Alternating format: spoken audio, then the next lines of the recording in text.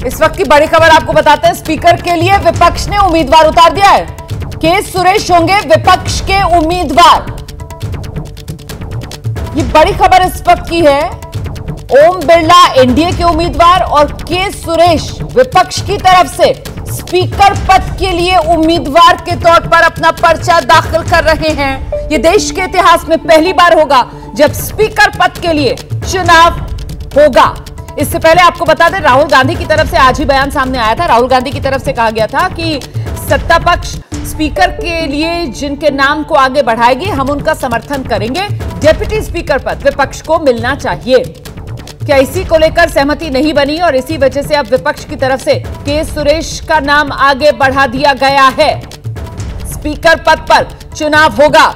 India गठबंधन ने के सुरेश का नाम आगे बढ़ा दिया है। हम सीधे आपको लेकर चलते हैं। हमारे साथ हमारे सहयोगी नीरज पांडे इस वक्त मौजूद हैं। नीरज, मतलब स्पीकर को लेकर पक्ष विपक्ष में सहमति नहीं बन पाई, अब चुनाव होगा। देखिए, जो बात मैंने 40 मिनट पहले रोमाना अपने इसी टीवी स्क्रीन पर कही थी, वही चीज सामने आ गई है।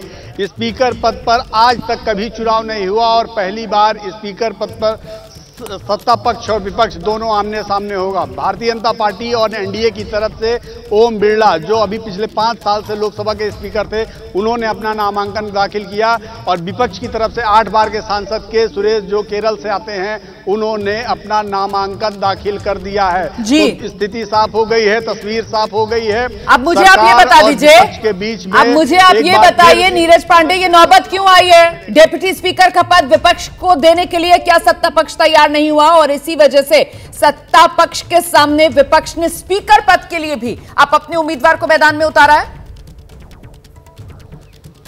देखिए, डिप्टी स्पीकर पद की मांग विपक्ष लगातार करता रहा, लेकिन सत्ता पक्ष की तरफ से उनको अभी तक कोई एश्योरेंस दिया नहीं गया। केसी वेणुगोपाल अभी से 10 मिनट पहले राजनाथ सिंह के कमरे में गए, उन्होंने उनसे मुलाकात की और उस दौरान भी उन्होंने कहा कि डिप्टी स्पीकर पद हमें दिया जाए। लेकिन चूंकि ये एक पद्धति है, ये कोई नियम नहीं है और सरकार के पास पूर्ण बहुमत है। सरकार चाहता है कि डिप्टी स्पीकर का पद उनके पास रहे या उनके सहयोगी दल के पास रहे। तो ऐसे में उन्होंने शायद केसी वेणुगोपाल को स्पष्ट उत्तर नहीं दिया और उन्होंने कहा कि शायद अभी स्पष्टता नहीं है। और इस बात को लेकर केसी वेणुगोपाल ने साफ किया कि आप स्पष्ट नहीं कर रहे हैं, इसलिए स्पीकर पद पर इंडिया अलायंस की तरफ से अपना उम्मीदवार हम उतारने जा रहे हैं। और ठीक जब हम आप बात कर रहे हैं तो अभी से 8 मिनट पहले के सुरेश, जो इंडिया अलायंस के कैंडिडेट के रूप में केरल से सांसद हैं, 8 बार के दलित सांसद हैं, दलित समुदाय से आते हैं, उन्होंने अपना नामांकन पत्र दाखिल कर दिया है। ये मेरे साथ नीरज पांडे, मैं लौटूंगी आपके पास। जरा जल्दी से जैनेंद्र का भी रुख करते हैं और जानते हैं जैनेंद्र से क्या डिटेल्स मिल रही हैं। ये स्पीकर पद के लिए पहली बार आजाद हिंदुस्तान के इतिहास में देखने के लिए मिलेगा कि चुनाव हो रहा होगा। इसकी नौबत क्यों आई है जैनेंद्र, क्या खबर है?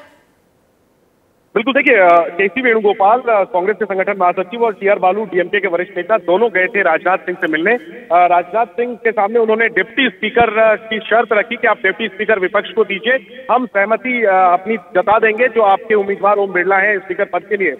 लेकिन ललन सिंह, जो जेडीयू के सांसद है, उन्होंने ये बताया है कि राजनाथ सिंह की तरफ से ये कहा गया कि अभी आप तैयार हो जाइए, जब डिप्टी स्पीकर का चुनाव होगा तब आप सबसे बात करके तय करेंगे।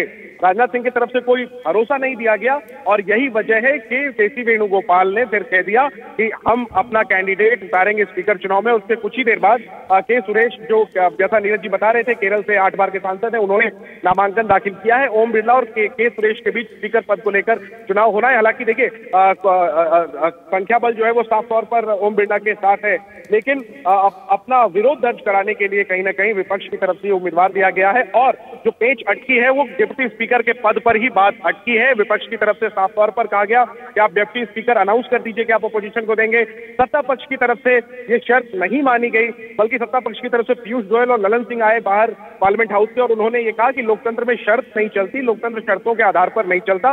विपक्ष शर्त थोपना चाह रहा था हमने उन्हें भरोसा दिया कि जब डिप्टी स्पीकर का चुनाव होगा हम आपसे संपर्क करेंगे, सबसे बात करेंगे, लेकिन विपक्ष शर्तों पर अड़ा था और यही वजह है कि अब जो स्पीकर पद पर जो है वो चुनाव होने जा रहा है ओम बिरला और के सुरेश के बीच।